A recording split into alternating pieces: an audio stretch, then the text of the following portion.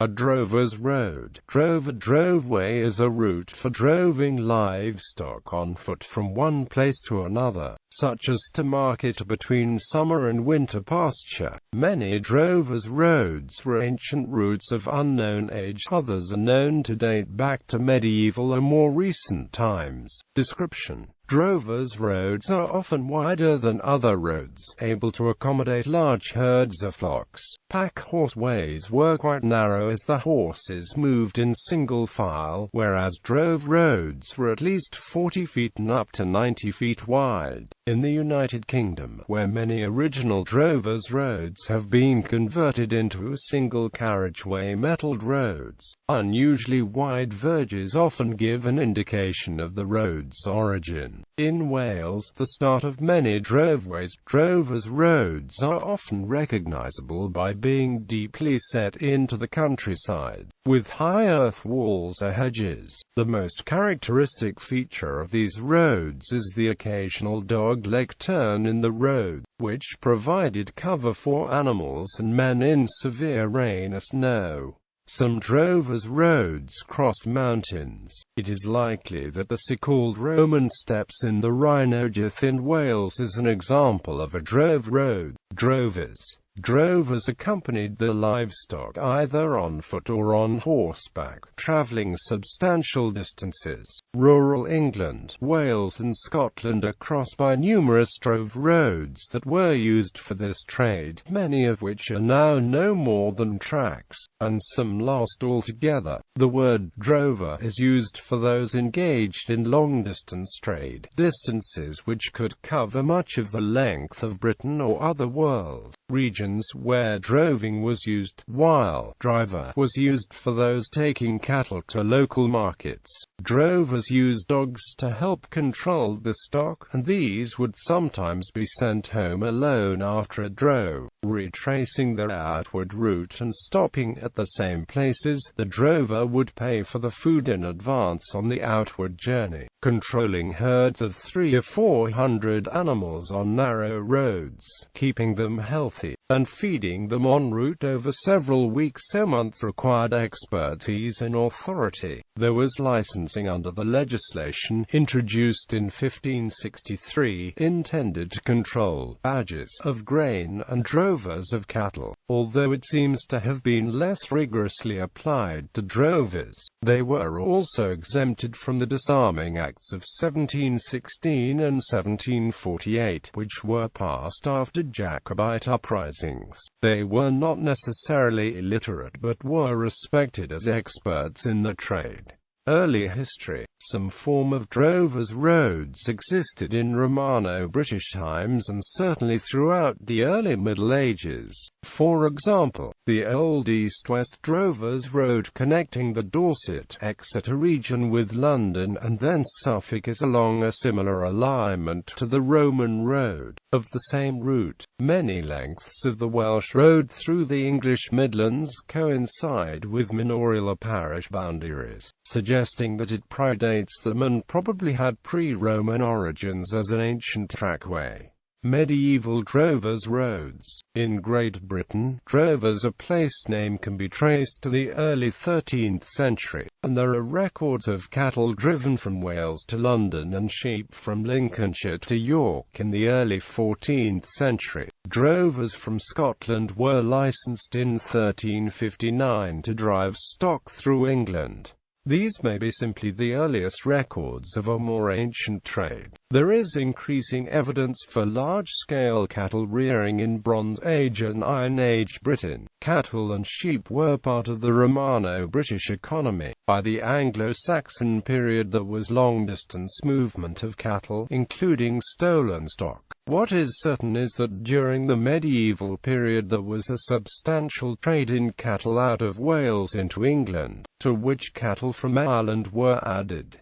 These were driven across Somerset, Wiltshire and Berkshire to feed the growing population of London. The drovers made use of ancient ridgeways, including the ridgeway of the Berkshire Downs and ridgeways still known as the Old Shaftesbury Drove and the Ox Drove leading from Shaftesbury and Blandford to Salisbury. Medieval drovers' roads were wide by medieval standards, 20 meters across, with wide grazing verges on either side, the long acre. In medieval Spain, the existence of migratory flocks on the largest scale, which were carefully organized through the system of the mesta, gave rise to orderly drovers' roads, called cabaneras in Aragon, carreras in Catalonia, azadors reals, emphasizing royal patronage in Valencia, and most famous of all, canadas, including 3 major canadas reals in Castile. Along these grazing trackways sheep traveled for distances of 350 to 450 miles, to the summer pasturages of the north, around Leon, Soria, Cuenca and Segovia, from the middle of April, and returning to winter pasturage in La Mancha, Estremadura, Alcantara and the lowlands of Andalusia. In Languedoc, the transhumance pathways, more restricted by agriculture and orchards and less organized than those of Iberia, were the dry that fed into the main carreras, which led from coastal plains to summer mountain pastures. They are documented from the 13th century and were organized in the 16th century by statutes de la transhumance. In the Kingdom of Naples,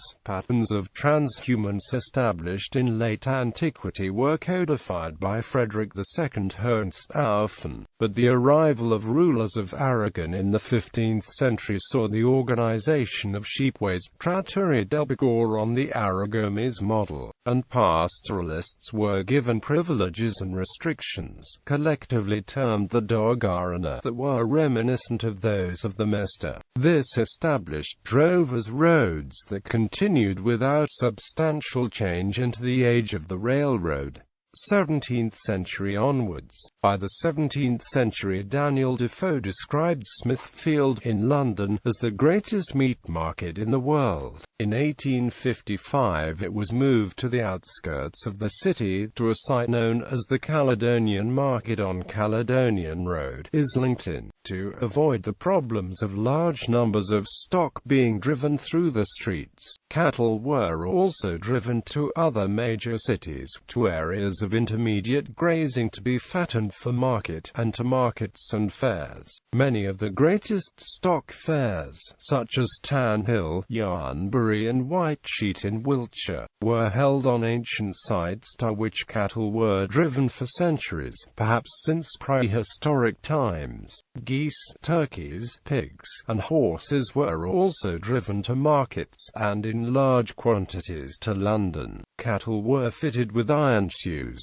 geese were fitted with boots to protect the feet, and the feet of turkeys were tarred and sanded. Daniel Defoe recorded that 150,000 turkeys were driven from East Anglia to London each year, the journey taking 3 months to complete. There is a record of a wager in 1740 on whether geese or turkeys would travel faster, the winner being the geese, which could graze as they move, while the turkeys had to stop to be fed. The regularity of the Welsh trade across Wiltshire is proved by an inscription in Welsh on a cottage at Stockbridge, still visible in the 20th century: satisfactory hay, sweet pasture, good ale and a comfortable bed. Much of the trade in cattle from Wales to London was done on letters of credit. In 1706 the law was changed specifically to prevent drovers escaping their debts by declaring themselves bankrupt. The trade promoted the development of banking systems in both London and Wales. One drover set up his own Black Ox Bank in Llandovery in 1799, which survived until 1909, when it was taken over by Lloyd's Bank.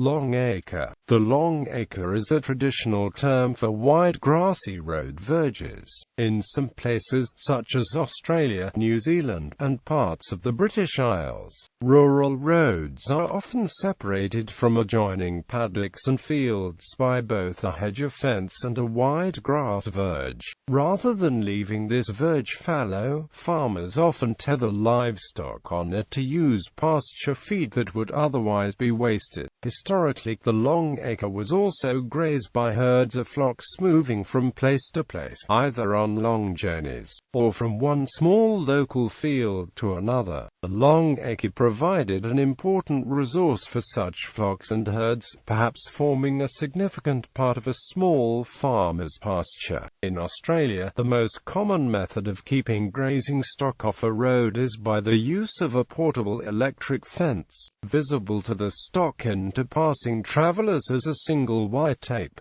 The use of the long acre as pasture has sometimes become formalized. For example, in parts of England, some have been registered as common land. The related term long paddock is occasionally encountered in Australia with the same meaning, although the term also has a more specific historical meaning, relating to the cross-country droving of cattle between Queensland and New South Wales along what is now the route of the Cobb Highway. Decline of droving. Droving declined during the 19th century through a combination of agricultural change, the introduction of railway transport from the 1840s, cattle disease, and more intensive use of the countryside through which the stock had passed for hundreds of years. For example, importation of cattle from Donaghadee in Ireland to Port Patrick, which would then be driven through Wigtonshire, had reached 20,000 per year in 1812, but fell to 1,080 in 1832, because they came by steamer directly to ports at Liverpool and Glasgow instead. The last recorded large-scale cattle drove across Wales was in 1870, and of sheep in 1900, although droving briefly revived during the rail strike of 1912. In Scotland, the last drove over the Corraic Pass is believed to have taken place in 1906. Corraic Pass had also been used by droves of cattle and sheep from the Isle of Skye. The last drove from Skye to use the pass occurred in the closing years of the 19th century. America. Cattle drives in North America by American cowboys and South American cattle drivers are similar in nature. Although distances were often greater, like most routes, they started out by following a general geographic route before becoming roadways.